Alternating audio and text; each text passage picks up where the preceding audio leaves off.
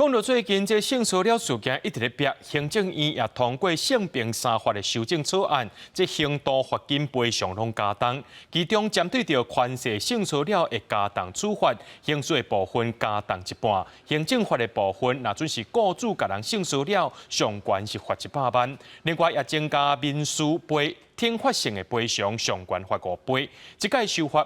唔是干那讲来限定私人企业名，连这政府单位的首长呢，也要按照新法规来行。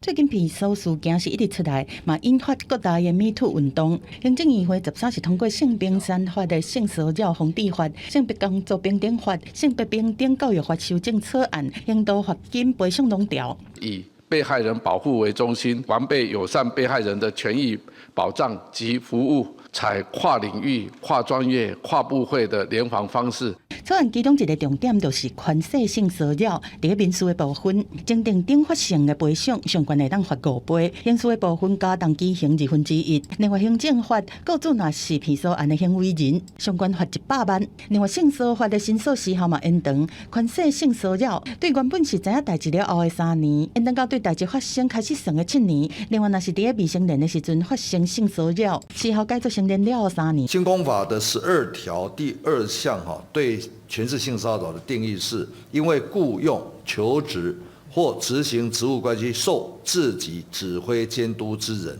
利用权势或机会为性骚扰。另外，伫性别平等教育法是甲教职员袂当和学生发展有违专业伦理的关系，正式入法。譬如讲，师生恋若是符合要件，伊来会直接互性平会判定监视规世人改聘。校长跟教职员呢，于执行教学、指导、训练、评鉴、管理、辅导学生在与性与性别有关之人际互动上，发展有违专业伦理之关系哈。